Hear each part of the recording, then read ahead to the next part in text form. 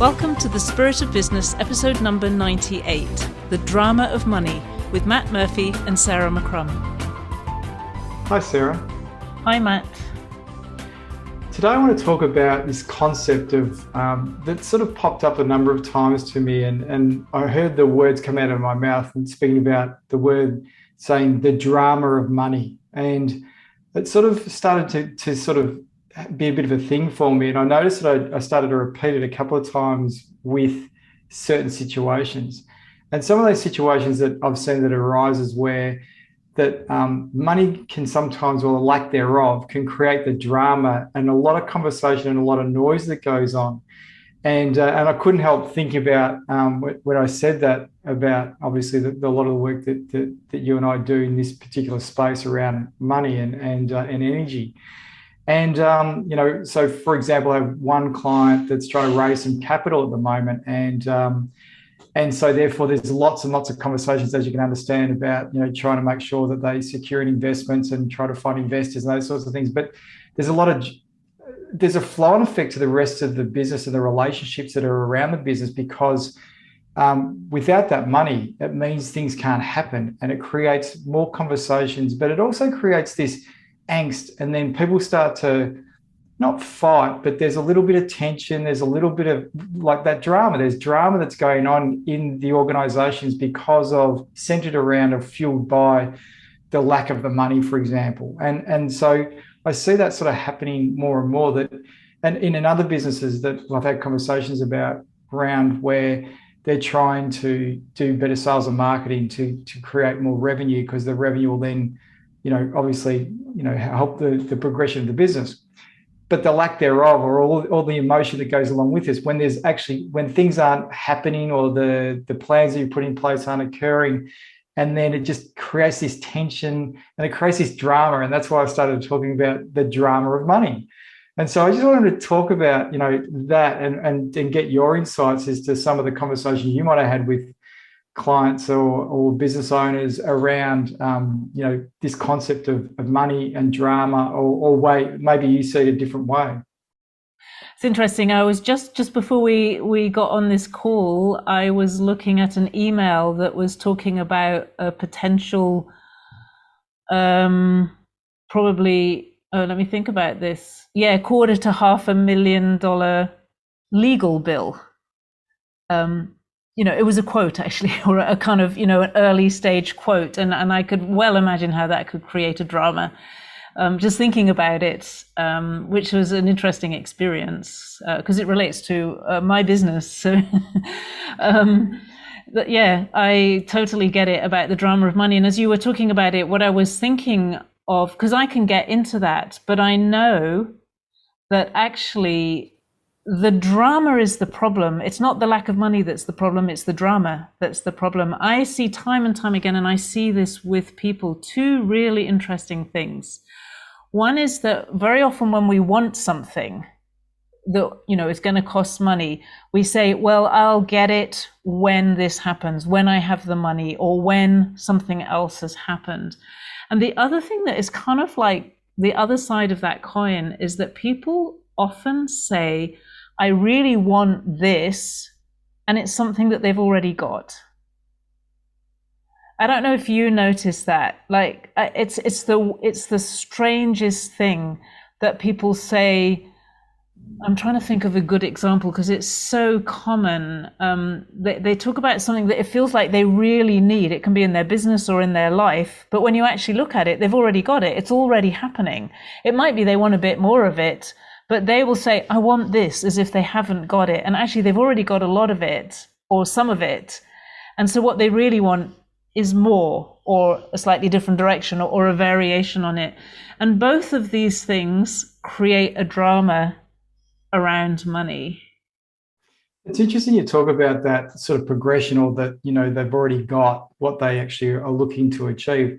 I did an exercise with a client. I do this quite regularly with business owners to talk about not only their business, but their life. And we talk about this concept of, are you doing what you want, when you want, in the manner you want, with whom you want? And I know other people have spoken about this particular sort of lens that I call it to put it through. And what I do is that I talk to them about their life and say, okay, so are you doing what you want, when you want, the man you want, with whom you want? And so I get them to rate themselves out of 5. Now, it's arbitrary, it's subjective, obviously, because it's just a personal rating.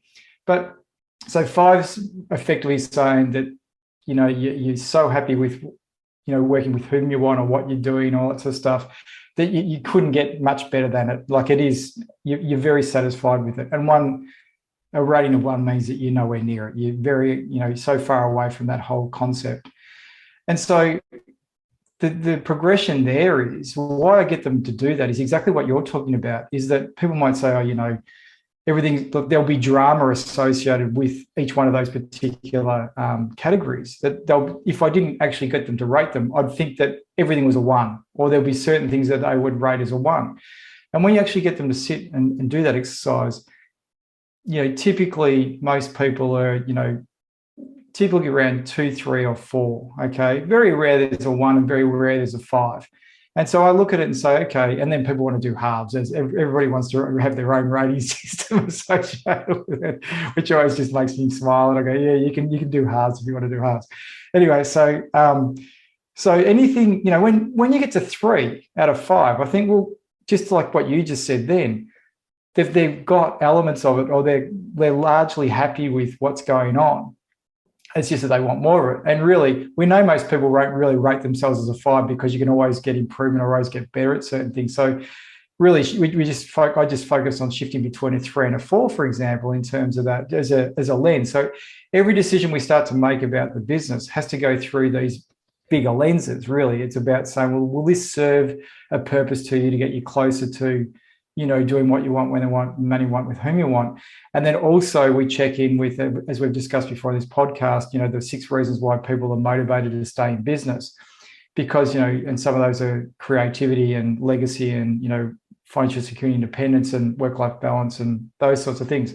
So the point there is that we're trying to ensure that people really get a good understanding of exactly where they're at by trying to remove some of the drama.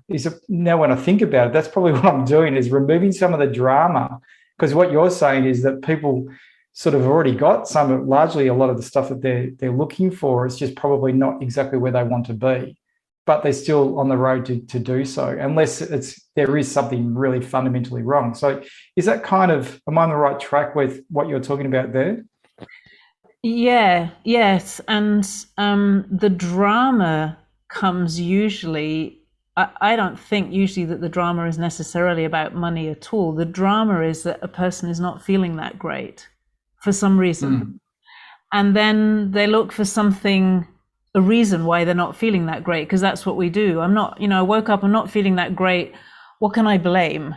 Because if I don't blame anything, then it's my fault that I'm not feeling that great. So it's much easier to blame it on something outside yourself. And then let's say, oh, well, I'm going to blame it on the fact that I need somebody else to work with me, but I don't have enough money to pay another salary, for example. Now I've got a story, and then that story, I can start to spin that story, and the story becomes a drama. And then once the story becomes a drama, it cycles back into you. It makes you feel more emotional. And it actually self-escalates unless you have a mechanism for calming it down or removing the drama. The drama actually isn't real at all. And it's very often the reason isn't even real. That's what I notice. It's not, like, even if there is a lack of money or there is a lack of something else, that's not actually really the reason why that person isn't feeling good. And if that person feels good, they don't feel the lack of money, even if there's a lack of money there. So I think what's fascinating is how we create dramas. We talk sometimes about people being addicted to drama, and I think in Landmark they talk about the drama hook.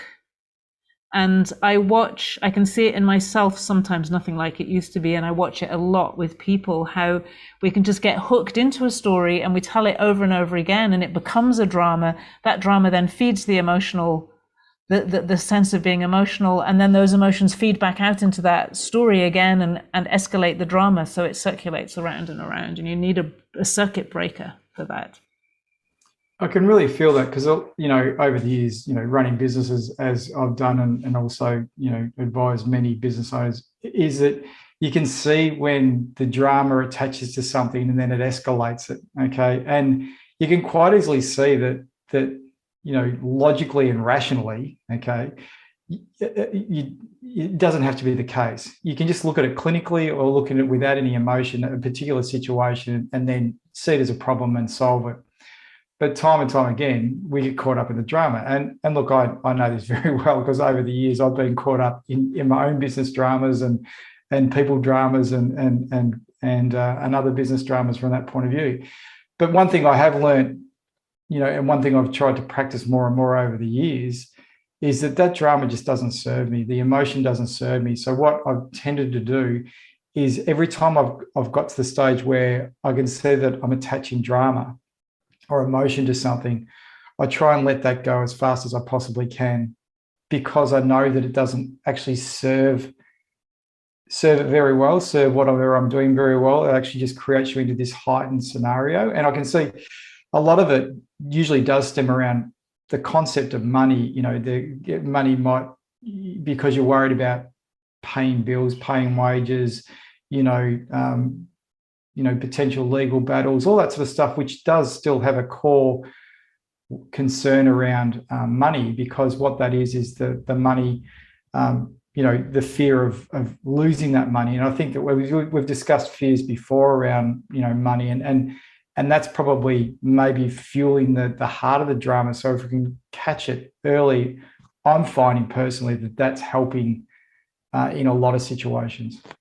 What I notice about money is that when people are experiencing a lack of money or pressure around money, that always affects things. It creates this kind of, I think of it like a kind of low grade emotional grumbling. It's just like this constant feeling that something's not quite right. And it makes everybody, even people who are very good at relaxing, it makes people feel edgy. And then that can spill out. So in that way, then you can start to feel emotional or feel uncomfortable about things. And then that can spill out into that drama creating scenario. I've seen that time and time again, and I always say to people, like, if you're feeling that edginess about money, like, in a way, you can't get rid of that. You've actually got that part you've actually got to solve. If you actually don't have enough money to pay the bills that are in front of you, that will create that kind of edginess. And that situation, you have to solve it. You can't avoid it. If you've got a little bit of a comfort zone there, you have more choice in the decisions you make. But when it's at that state where it creates this neediness around you and everyone can feel it, it's a real dilemma, because you have to look for money somehow. You have to offer yourself or your services and ask to be paid for it, and you're giving off an energy which pushes people away, almost by definition. And it takes tremendous discipline when you really need money to be able to be completely relaxed and not need it when you're making an offer, for example. But that's essential, that when you're in that place, you do whatever you can do to solve that problem. First of all, at least get yourself to a place where you don't have that kind of need and kind of unattractive hunger around you. Yeah, there's no doubt about that. They often say, don't raise capital when you need it. Raise it before you need it. Yeah. And that's because there's not so much drama and there's not so much need and there's not so much emotion tied to it, because the fear kicks in, is to say, well, if I don't have enough money at this particular point in time, then I won't be able to extend to continue to build a product or run the business from that perspective. So that's always key. And it's the same with, as you said before, selling services or products, is that you can, that they say that children and animals can sense fear. I think yes, people can sense it. People can sense that if you're needy, then it acts as a repellent at the end of the day. I can certainly see that multiple times over and over again. But having said that, we just discussed, both you and I said that historically we've been caught up in this, and we can see how difficult it is. So it's not an easy concept that we're talking about, really, to be able to. But it's really important, because actually this is such an interesting thing, which goes right back to your question, If you cut the drama and you cut all the stories and you allow yourself, with your lack of money, just to feel good, then you can go and make an offer. Then you can sell things, and you don't have that, you don't give off that kind of smell of fear and worry and all of that. So it's the same thing. We make the lack of something into the drama, and that drama then makes the whole situation worse. If you let go of that drama, let go of the fear of lacking, then you're in a place where you can actually do something about it as well. So the solution, the inner solution, is also the outer solution. Well, it is. And so therefore it's just a concept of having to, I think in terms of breaking the connection, or, you know, that's how my mind works, to say, okay, there's a connection there. There's this kind of like continuation. And a lot of people talk about it is catastrophizing, where you sort of keep going down this, you know, but what if in a negative sense, and end up in a probably a dark place. And so I often think about this, you know, of breaking the connection, so you don't keep catastrophizing. And, you know, we know that cognitive behavioral therapy, all those sorts of psychological therapies sort of try to design to break some of that. And I kind of get that concept from that point of view. What are the techniques that you use, Sarah, in terms of, you know, maybe stopping that alignment between drama and money and the decisions we have to make in business? I'm more somebody who has to kind of go deep to get beneath it all and to find what's the root. Usually for me, when those kinds of things are happening or feel like they could happen, it's because there's a lot of change going on, and I'm looking for answers, and I'm looking for what's the movement forward. It's like I sometimes talk about putting one foot in front of another and actually not really knowing where I am or where I'm going, but knowing that I have to go in that direction. So there's a general feeling of insecurity and not having, there are times when I feel like I can see all around me. I can see the view up ahead. I know where I'm going, more or less. I know things can change, but I just have that general sense. It's like, you know, you're walking in the mountains and you can see the next destination, but there are times when you're somewhere and you can't see even if you're going the right way. So you're having to guess. Those are the things that would make me feel more edgy, and then would make me start to say, oh, this is wrong or that's wrong. Like I'm looking for something to blame. What I do there is I have to really relax and get into a very deep place where I can see the bigger underlying trends. I can tap into my own inner peace, so that if I know that's there, it doesn't really matter what's happening on the surface. But often there are problems to be solved, or there is a next level to be reached. That's very real. And what I found is that if I don't do that, it gets worse and worse and worse. So sometimes what I'm looking for is like, what is, that's what I've been experiencing a lot recently. Like, what is the next level? I have some of it, I have words and I have pieces and I have ideas, but it doesn't all hang together. And there were major pieces missing. And then I just feel like, oh, I know what I want to do, but I don't feel like I'm doing it, and I can't quite grasp it, and I don't quite know how to structure it. I don't know what the model is quite. It's like I'm halfway or 3/4 of the way there, but there are key pieces missing in my thinking, in my actual kind of inner structure of what I'm trying to do. So I feel insecure in a way, and I accept that, but I still feel insecure, because I would like to be able to say, yep, I know this is what we're doing, this is the plan, this is the whatever, but I can't. And I just have to keep going deep and let it come through, because that's the way that I'm built, I think. So there's no doubt. I mean, we're not advocating for stepping away from responsibility and problem solving, because every business is just a series of problems you have to solve to get to put the piece of the puzzle together, so to speak. And from that point of view, when I was listening to you, you were talking about, this sort of like edginess as you talk, and I can even hear it in your voice when you can tap into it.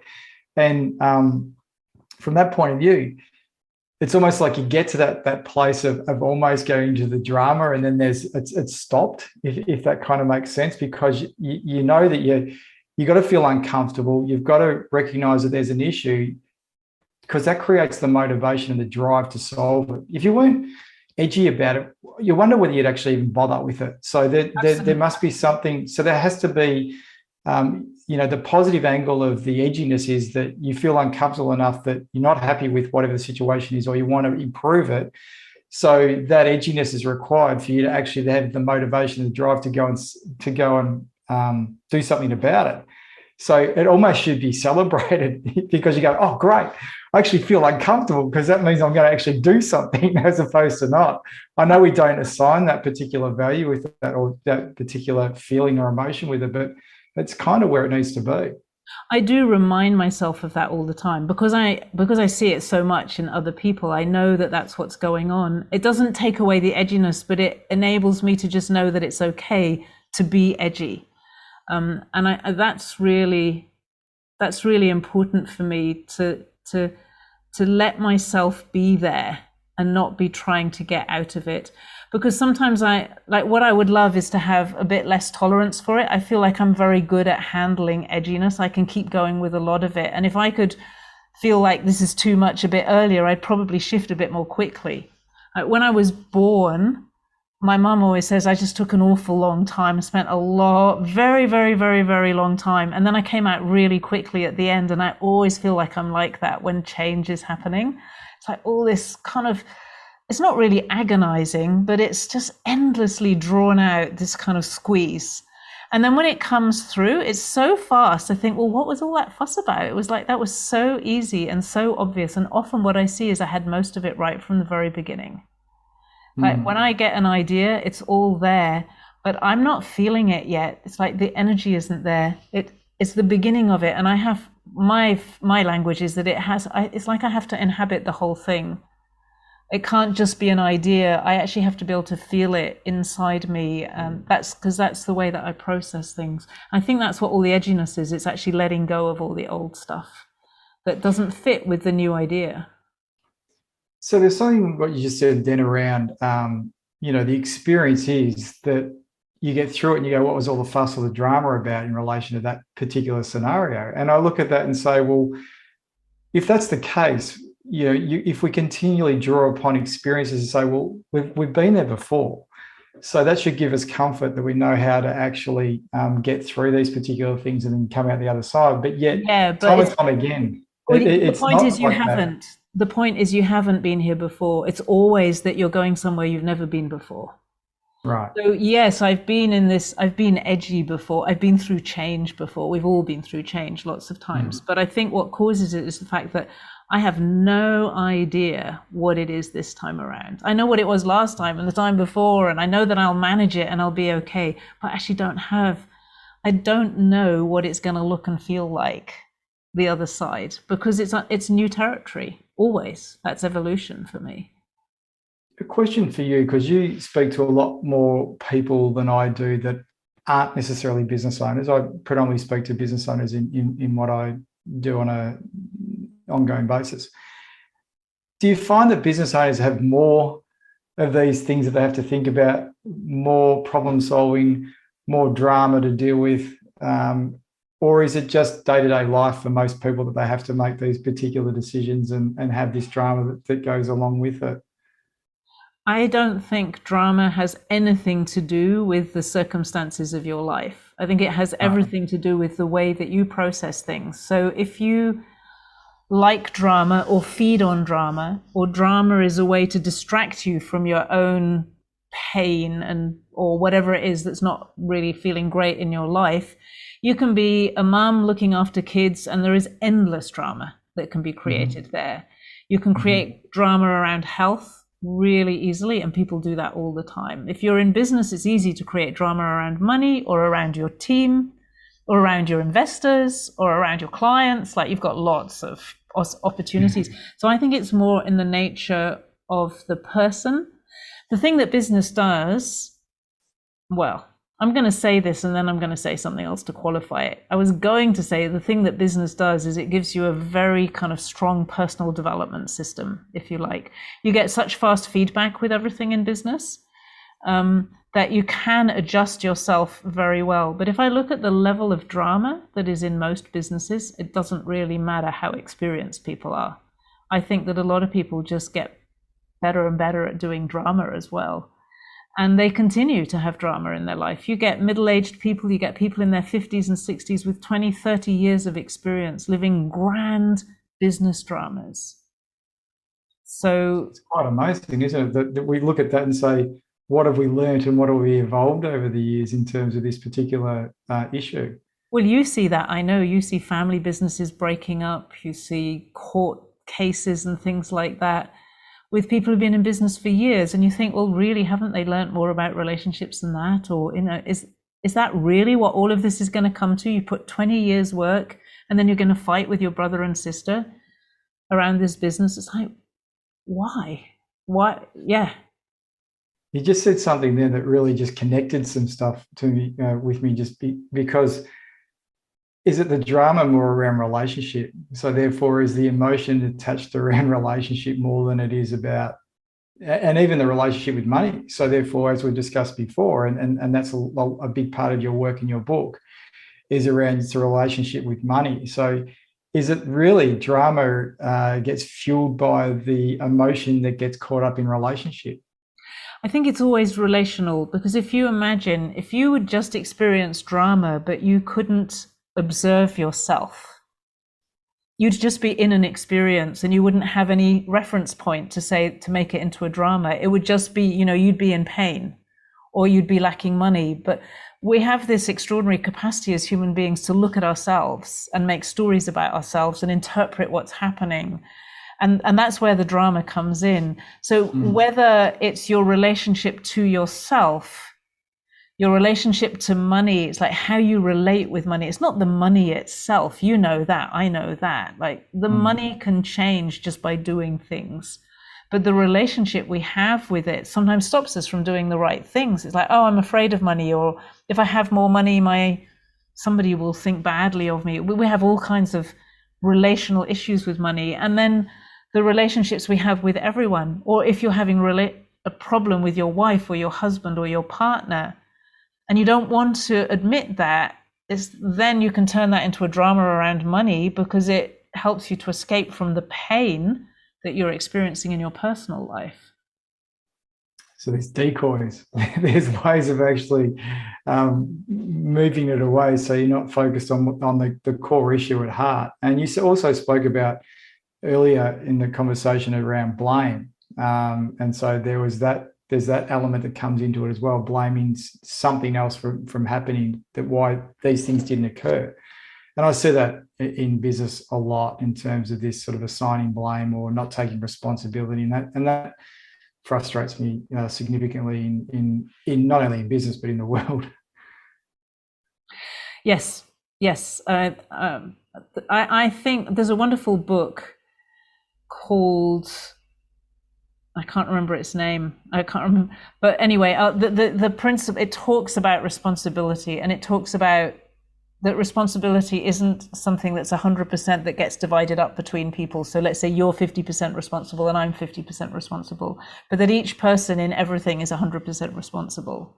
And it makes so much difference when we come from that place, rather than ever blaming another person. Somebody can do something bad, or something can do something that you don't like, but if we blame that person for our circumstances, we are then controlled by that person, and then we're controlled by somebody we don't like or whose behavior we don't like, which is really crazy. Like, if you're going to be controlled by anyone, at least be controlled by a good person. Exactly. I mean, don't be controlled by anyone, please, but that's right. So irrational to let a person you don't like, or a person who's just treated you really badly, to control your emotional state just through blame. Blame is the way you give away your emotional power. It reminded me of the legal term joint and several liability, in terms of, you can be 50-50, but then the joint and several aspect of it means you can also, if you've got more money than somebody else, somebody can come after you for 100% of it. So that's that joint and several liability aspect that you talked about before. But you're right, there's so many of these concepts that come into play, and I just see it time and time again. And the emotion, and I call it drama, that goes on in business and our lives. And I think, what is it that it constantly fuels that? Why do we keep going down these particular patterns if they don't serve us well? And then going back to, okay, if we recognize that and identify that in our lives, then the mechanisms to stop us from actually going down these particular pathways that don't really serve us or serve you as an individual, and actually help you problem solve and get to the solutions that you need to be able to continue to go forward. And the real solution is very simple. If you want to avoid drama, you have to face your own pain. You have to face your own discomfort about whatever's going on in your life, whether it's physical or emotional or financial or legal or anything else. It doesn't really matter. If you're willing to face yourself, your own reality, your own feelings, your own experience of life, you don't need to create drama. It's really as simple as that. It sounds simple, but can you explain that a little bit more in terms of how that works? What's it? Do you have a technique to sort of help people with really going into that particular space and feeling it? So, for example, let's say in your business, the pain is around money. What you're experiencing, there's not enough money. You're constantly worrying about it. And what tends to happen is then we create dramas in our minds. We'll often do, I've seen myself do things that will not contribute to solving the problem. Let's say things that keep me busy, or things that actually keep me away from solving the problem. This is really common in business, that you do exactly the wrong thing. And what you're not doing is facing what's actually happening. So if you actually face it, okay, this is where I am. This is where I want to be. Excuse me. I want to drink. This is where I want to be with a glass of water. Yeah. This is where I am. This is where I want to be. Maybe this is how I want to be. Yeah. Not, there needs to be a good feeling about it. Mm-hmm. And look at that and be present with it, and don't try to think it away. And don't try to strategize it away, because what we tend to do then is go into, okay, so I've got to have a strategy, I've got to have a plan, I've got to think about it, I've got to control it. Don't try to control it. Actually let yourself see really clearly where you are and feel. You need to be able to feel, and it takes time just to feel, where is it actually that I would love to be? And it doesn't necessarily have to be like in 3 months or in 1 year. Like people always say, where do you want to be in a year? And I've asked that question. And when people ask me that, I freeze completely. I have no clue what a year means, but I do have a sense of there's this place that I'd love to be that isn't this place where I am. And if I can look at where I am without emotion, just like, this is it, these are the facts. If I can feel where I would love to be, and that's not really with emotion, but it's with a kind of inner warmth. It's like, really, I would love that. And it doesn't have to be dramatic, and it doesn't have to be miles away or some kind of imaginary, illusionary kind of tropical island with a pina colada or whatever. It's completely not that. It's more like, this is what would really make me feel good from this place where I am now. What happens when you do that is that everything starts to change automatically. There's something very extraordinary about consciousness. I learned this many years ago, and sometimes I forget to do it, but when you look without emotion at what's going on, they've done all these experiments. When we observe anything in life, it changes. And what I realize is it evolves. So it means it actually gets better. So when you just look at it, you take all the emotion out of it, it starts to evolve automatically. So if you see, oh, wow, I've been doing this, I didn't even realize I was doing this, and that's been stopping us from making money. And it's like, not, oh, you effing idiot, why have you been doing that? You're so stupid. How come you didn't see that 2 years ago? The writing was on the wall. And there's like many guys I've worked with, they talk to themselves. They're so mean to themselves. Mm. But you don't do that. You just say, wow, look. And it's like, that's what's happening. And then you have to create space, but from there it becomes quite easy to say, whoa, this would feel so much better. And when you tap into the energy, the feeling of what would be so much better, you start to draw it into your life. You start to attract it into your life. Then you've done the inner work. Once the inner work is in place, it's quite remarkable how quickly the outer stuff starts to change. Because once your energy changes, your physical experience has to change exactly in accordance with the way that your inner state has changed. And the mistakes that people make are usually they try to do it too quickly. They go into their heads, so they don't actually face it. They're simple things. It is actually simple to do it, and anyone can do this. We just haven't usually learned how to do it because we learned to avoid pain. We learn from the beginning. It's like, don't look, don't feel it. That's bad. There's something wrong. And it's so intensely uncomfortable, but it's not. When you actually look at it, it's like, oh, that's what's going on. Yeah, I know that already. You admit it. Yeah, and I think that, the way you described that is really good. And you've taught me some of those techniques in the past, but that's worked really well from my perspective. I still haven't mastered it all the time. I've got to say, there's times where... Nor have I all the time, because we're still dealing with new territory. Sometimes we don't quite know. It's like, I don't know how to do that here. I knew how to do it last time, but I don't know how to do it this time. And we have to kind of wriggle our way into it.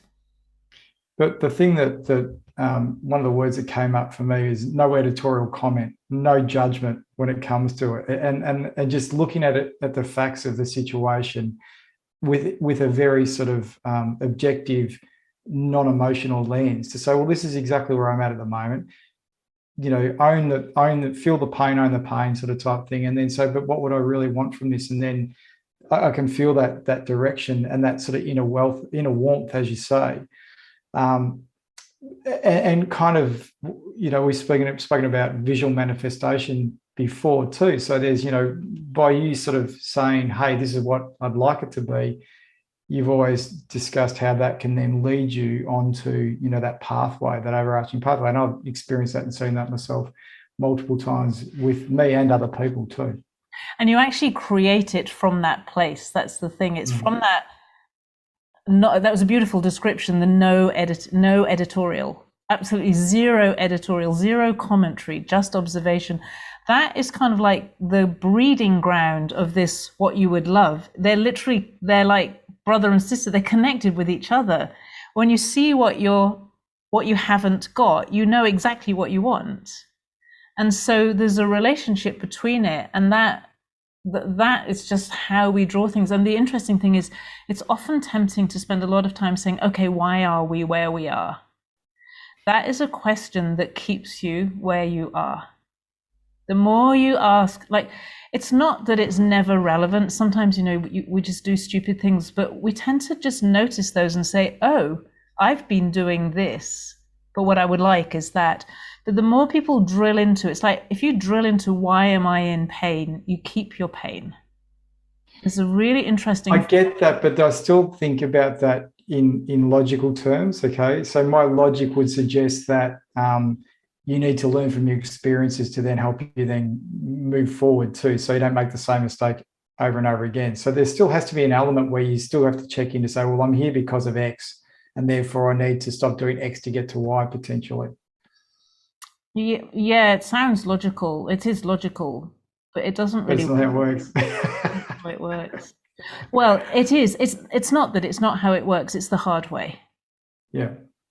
The easier way is that you connect with where you want to be, and it's like the things that you need to let go of. You'll either notice it's like, oh my goodness, I've been doing this, I never realized, and then it's gone because you're not going to do it again, or it's that kind of thing that happens. You let go of the old ways automatically.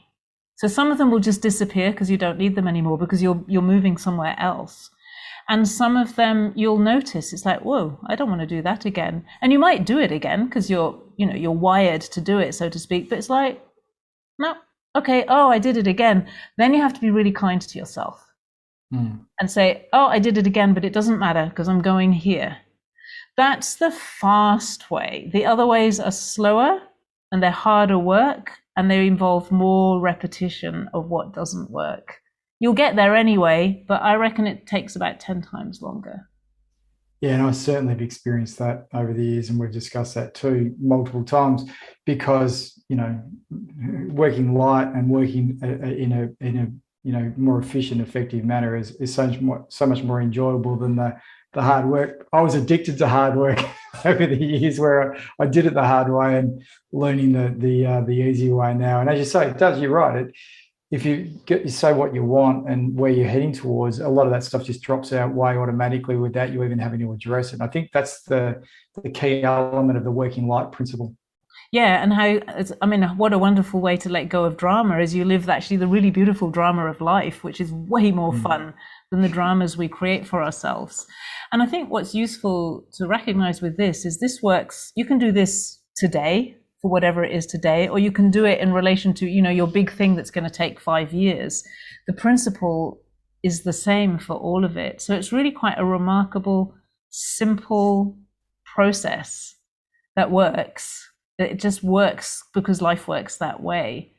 And it makes everything feel good. And I think that that's a good way to do business.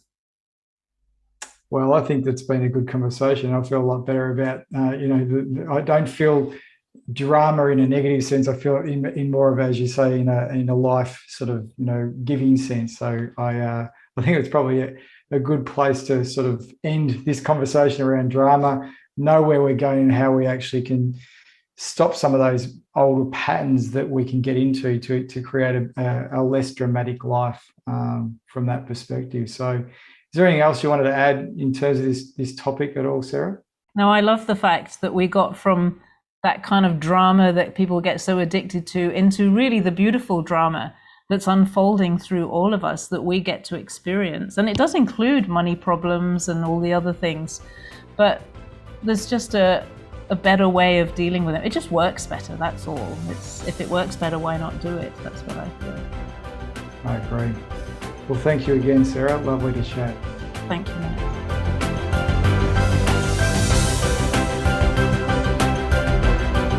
You've been listening to The Spirit of Business with Matt Murphy and Sarah McCrum. If you'd like some insight into the spirit in which you do business, a great place to start is by looking at your relationship with money. Find out more by taking the Money Scorecard at moneyscorecard.app, and we'll be back next week.